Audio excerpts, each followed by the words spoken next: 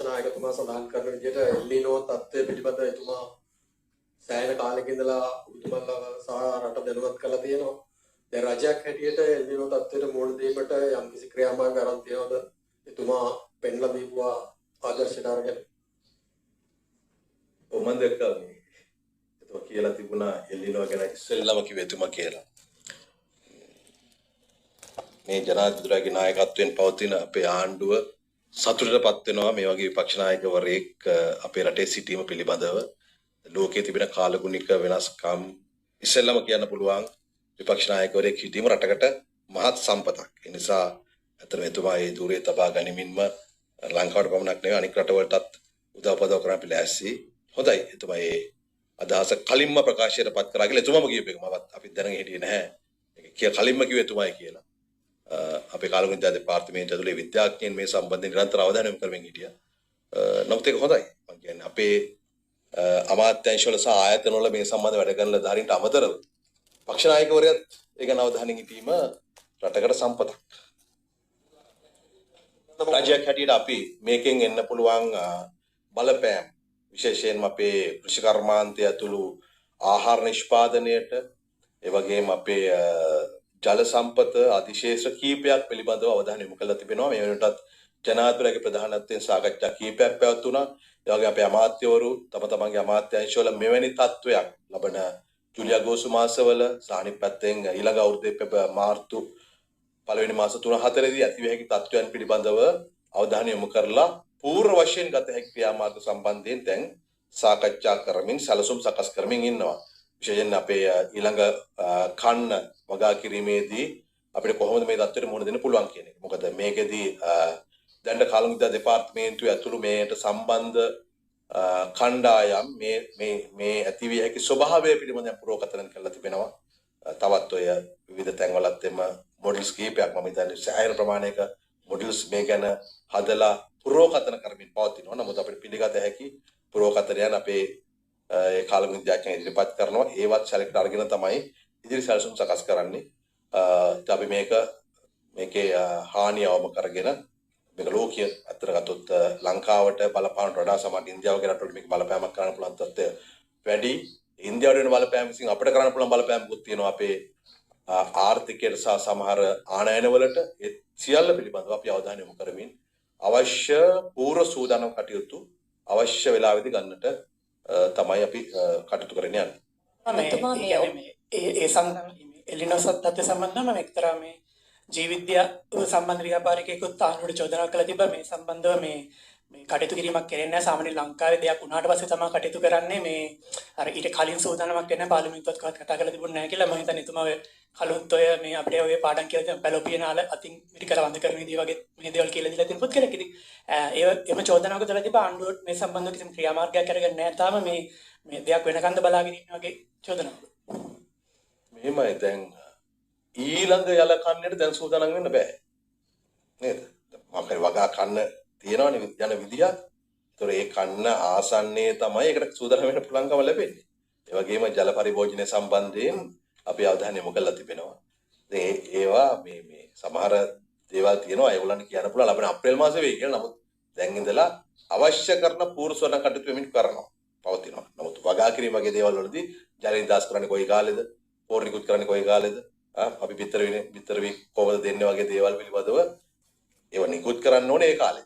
දැන් කළා හරියන්නේ නැහැ නේ. හැබැයි අපි ඒකට අවධානය යොමු කරලා තිබෙන බව අපිට පේනවා ඇති. තුමා සඳහන් කළා මේ එල්නිනෝ තත්ත්වයත් එක්ක ඉදිරියේදී මේ අස්වනු සම්බන්ධයෙන් සහ මේ ආහාර ඒ සම්බන්ධයෙන් ඉදිරි ක්‍රියාමාර්ග ගැනීමට රජය පියවර ගන්න බලාපොරොත්තු වෙමින් ඉන්නවා කියලා. දැන් එන්න ගොවින්ගෙන් විරෝධය වැඩි වෙලා තියෙනවා මේ වී සඳහා මිල නියම කිරීමේදී. ඔවුන් කියනවා 100ට වඩා අඩු මිලක් තියෙන්නේ. හැබැයි වත්මන් ආණ්ඩුව අපිත් එක්ක ගොවි බිමේදී සටන් සගයෙක් විදියට ඉද්දි නම් කිව්වේ 150ට දෙනවා කියලා.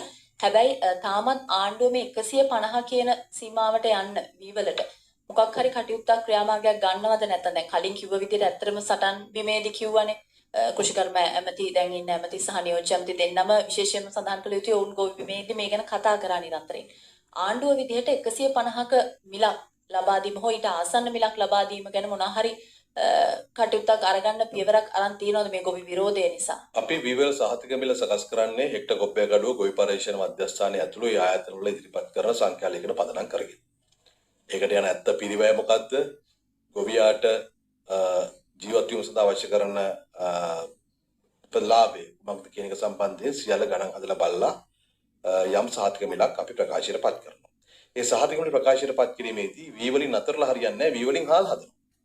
ඒ නිසා සහල් මිල කොතරම් දුරකට ඉහළ යයිද කියන එකත් පිළිබඳව සලකා බලමින්ම තමයි වී වල සහතික මිල නිකුත් කරන්න වෙන්නේ. වී සහල් නොසලකා වී වල මිල ප්‍රකාශයට පත් කරන්න බෑ. ඒ වී වලින් තමයි හාල් හදන්නේ. ඒ දෙකම කළමනාකරණය කරගන්නවා.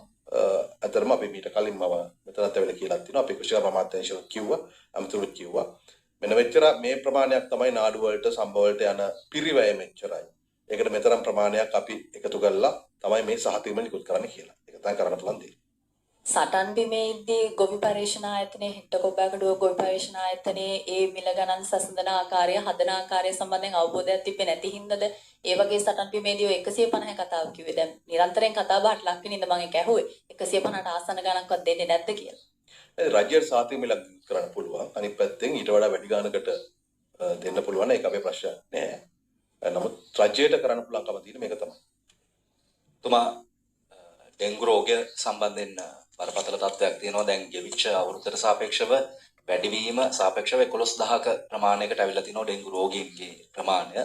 අපිට මතකයි දැන් ඔබතුමාලා ආණ්ඩු බලයට පැමිණීමට කලින් ඉඳනුත් කියුබාව සම්බන්ධයෙන් කතා කරපු දේවල් එක කියුබාව ආදර්ශමත් රටක් බවට පත් වුණා මේ මදුරු මර්දන ක්‍රියාවලියේදී. ඒ වගේම ඔබතුමා අමාත්‍යධූරය බාරගත්තට පස්සෙත් කියුබාන් තානාපතිවරයාත් එක්කත් යම් අවස්ථාවක කීපයකදී සාකච්ඡා කරනවත් අපි දැක්ක දැන් තවම ඒ ආදර්ශමත් වැඩපිළිවෙලේ උදව්වක් අපිට ලැබුණ නැද්ද? දැන් ඊටාම දරුණු මට්ටමක ඩෙන්ගු රෝගය රට ඇතුලේ තියෙන්නේ. ඒ සියලු වැඩපිළිවෙල ක්‍රියාත්මක කරන්න වෙන්නේ මේ මොහොතේදී ඩෙන්ගු බෝවන ස්ථාන විනාශ කිරීමට වැඩ කටයුතු කිරීම ඇතුළේ. අපි දැන් ව්‍යාපෘති කීපයක් ඉදිරිපත් කරමින් යනවා. වෝල්බෙචියා හඳුනා දීම සඳහා වෙච්ච දැන් අපි මේ වැඩපිළිවෙලේ අවසාන අපි ඒක යම් දුරක් ගිහිල්ලා තිබෙන්නේ. මෙතන ජුනි මාසෙදී අපිට මේ වන විට ඩෙන්ගු රෝගීන් 8390ක් වාර්තා වෙලා තිබෙනවා. ඒකට ඇත්තටම මේ මාසේ වාර්තා වුණේ ඩෙන්ගු රෝගීන් 8591ක් පමණයි. දැන් 42332ක් වාර්තා වෙනවා. මේ බෝවන ඩෙන්ගු මතුරුවන් බෝවන ස්ථාන වළක්වා ගැනීම සඳහා අවශ්‍ය ක්‍රියාමාර්ග ගැනීම තමයි මේ මොහොතේදී කළ යුතු වන්නේ. මොකද මේ රෝගී ධාරිතාව ඊට වඩා තව ටිකක් ඉහළ ගියොත් එහෙම මේක රෝහල් පද්ධතියට දරා ගැනීමට අමුසිරු තත්ත්වයක් එනවා. දැන්ට සමහර රෝහල් වල එහෙම ප්‍රශ්නයක් කරලා නමුත් කළමනාකරණය කරගන්න පුළුවන්. ඒ නිසා තමයි දැන් මේ සතිය ඔබ දන්නවා මිට කලිනුත් අප්‍රේල් මාසයේ දවස් කිහිපයක් රාජ්‍යත් මැදිහත් වෙලා මේ පරිසරය පිරිසුදු කිරීමේ කටයුතු දියත් කරා. නමුත් විටින් විට වර්ෂ අපතනයත් එක්ක මදුරු ගහණය වැඩි වෙලා තිබෙනවා.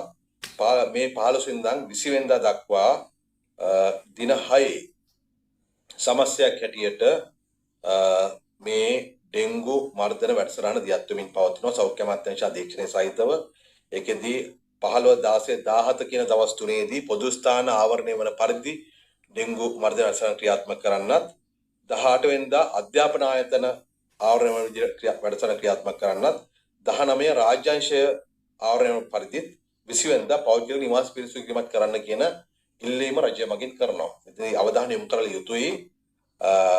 අපි පරීක්ෂා කරපු තැන්වලින් සාමාන්‍ය පාසල් පද්ධතිය 41ක් පමණ ඩෙන්ගු කීටයන් බෝවන ස්ථාන හඳුනාගෙන තිබෙනවා.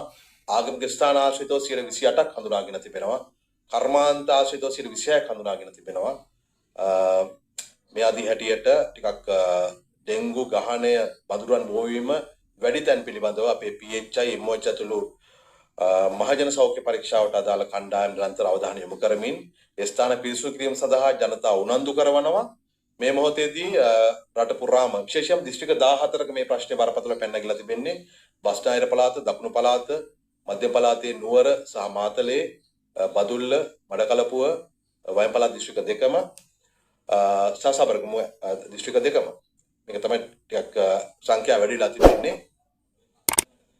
මත් කිරීම ඔබ ඉන්දිකරම සිද්ධ වෙනවා හැම අවුරුද්දකම වැස්සත් එක්ක අපි කතා කරන මාතෘකාවක් මම අහන්නේ දැන් කියුබා වගේ හිතවත් රටක් එක්ක අපිට